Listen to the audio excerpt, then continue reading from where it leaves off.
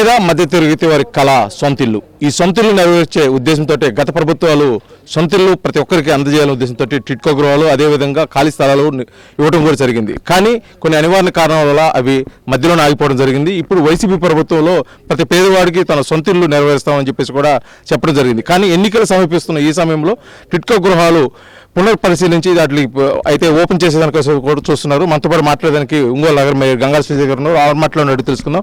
Madam, గత కొంతకాలంగా ఇవైతే ఓపెనింగ్ కానీ అదేవిధంగా ఎటువంటి మరామతులకు కానీ ఏమీ లేకుండా ఉన్నాయి. కొన్ని అయితే శిథిలావస్థ కూడా చేరిన పక్షంలో ఎన్నికలు కేవలం 3 నెలలు కూడా లేవు. ఈ సమయంలో టిట్కో గృహాలు పరిశీలన ముఖ్య ఉద్దేశం ఏమంటారు?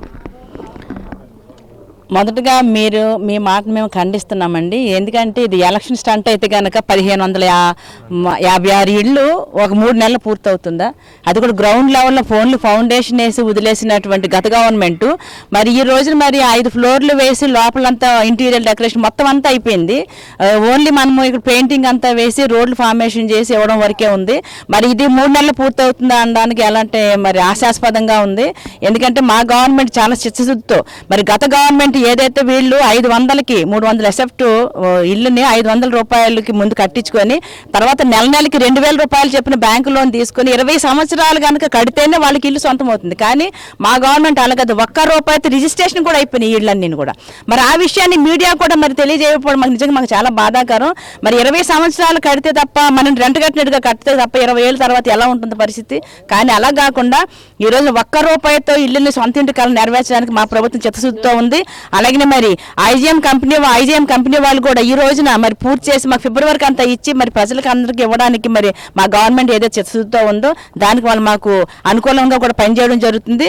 అలాగనే మరి రోడ్లు అన్ని కూడా ఫార్మేషన్ అయిన తర్వాత ఇప్పుడు రోడ్లు వేయాలి, కరెంట్ ఇవ్వాలి, తర్వాత పైప్ లైన్ వేయాలి, అన్ని అయిన తర్వాతనే మనం ఇవ్వాలి. ఏది లేకుండా మరి చూడండి చింతల్లో మరి వాళ్ళు గత గవర్నమెంట్ చేసిన పనికి ఎంత నీచమైందంటే కనీసం ఫౌండేషన్ కూడా కరెక్ట్గా వెళ్ళేది. ఈ రోజున మీరు చూడండి అక్కడ ఇసుక సిమెంట్ బయటకు వచ్చేసినాయి, ఐరన్ రాడ్స్ బయటకు కనబడుతున్నాయి. కానీ ఇప్పుడు ఈ బిల్డింగ్స్ కనుక మీరు చూసినట్లయితే మరి చాలా చక్కగా ఉందని లోపల మాకు ఒక రకమైన మంచి గుడ్ ఫీల్ కలుగుతుంది. కాబట్టి మేము ఆ ఎలక్షన్ స్టంట్ కాదండి, ఏ పని చేయాలన్నా సరే మేము చిత్తశుద్ధితో చేస్తాము. అలాగే మా బాలినేని శ్రీనివాసరెడ్డి గారు కూడా ఎప్పటికప్పుడు కూడా దీన్ని మానిటరింగ్ చేస్తున్నారు, ఎంతవరకు పూర్తయిందా, పని అయిందా లేదా అని చెప్పేసి.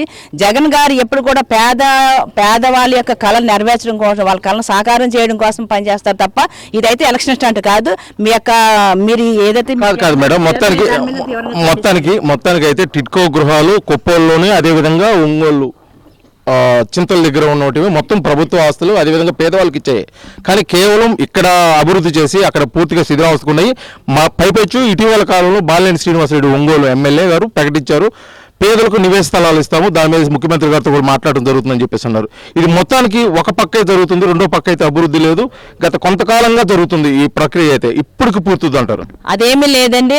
మరి మా గవర్నమెంట్ టైంలో అందరికీ పేదవాళ్ళకి అందరికీ కూడా స్థలాలు ఇవ్వాలని చెప్పేసి ఎర్రజర్ల దగ్గర తీసుకోవడం 200 ఎకరాల యొక్క స్థలాన్ని గ్యాదర్ చేయడం అందరికీ తెలిసిన విషయం. దాన్ని టీడీపీ వాళ్ళు ఆపిన సంగతి కూడా తెలుసు. కానీ మీరు దాన్ని కూడా మీరు మర్చిపోతున్నారు. అయితే దాన్ని బాలినేని గారు ఇచ్చిన మాటకు కట్టుబడి ఈ రోజున మరి కొన్ని ఏరియాస్లో కూడా సెలెక్ట్ చేసి వాళ్ళకి దాదాపుగా మరి 300 ఎకరాలని మన కొనడానికి అంటే రైతుల దగ్గర నుంచి కూడా అక్విజిషన్ కూడా చేయడం కూడా జరిగింది. అది మీకు అది కూడా తెలుసు. అయితే బాలినేని గారు ఒకటే మాట చెప్తున్నారు, నేను ఎవరికైతే మాట ఇచ్చిన మాట ప్రకారంగా నేను పేదవాళ్ళకి అందరికీ ఇళ్ల స్థలాలు పంపిణీ చేస్తే నేను పోటీ చేస్తున్న వారు కృతనిశ్చయంతో ఉన్నారు కనుక ఖచ్చితంగా వారు అనుకున్న ప్రకారంగా జరుగుతుందని చెప్పేసి మేము చెప్తున్నాము. చివరిగా ఒక మాట మేడం, చింతల దగ్గర అయితే గృహాలు పూర్తిగా శిథిలావస్థకి నీళ్లు నిలబడిపోయి ఇనుముగోడు తుప్పు పట్టిపోయి అసలు దేనికి పనికిరాని స్థితిలోకి వెళ్ళిపోయింది. అది వేల కోట్ల ప్రజాధనం. అది డెవలప్మెంట్ చేయరా? అది పేదలకు అందించేది కాదా? కేవలం నివేశ స్థలాలు కేవలం కొన్ని ఒంగోలుకు దగ్గరగా ఉన్న కొన్నే పూర్తి చేసి ప్రజలకు అందిస్తారు. అది కేవలం 3 నెలల సమయంలో చెప్తున్నారు. అది ఐరన్ అంత బయటకు వస్తుంది అంటే క్వాలిటీ మెయింటైన్ చేశారా లేదా ముందు దాని సంగతి చూడండి. క్వాలిటీ మెయింటైన్ చేసేది ఐరన్ ఎందుకు బయటకు వస్తుంది? అలాగనే ప్రజలు నివాసయోగ్యంగా ఉన్నది ఆ స్థలం.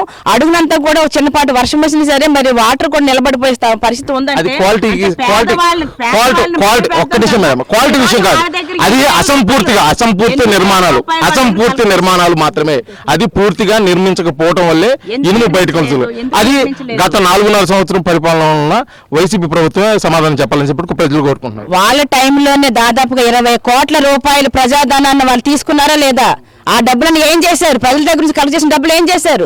ఎందుకు మరి పశు కుంకాలకి ఇచ్చారు? ఎందుకు వీళ్ళు పూర్తి చేయలేకపోయారు? ఇన్ టైంలో ఎందుకు చేయలేకపోయారు? అది మీరు క్వశ్చన్ చేయాల్సిన పని వాళ్ళు క్వశ్చన్ చేయండి. మీరు ఎందుకు ఇన్ టైంలో ఇవ్వలేకపోయారు?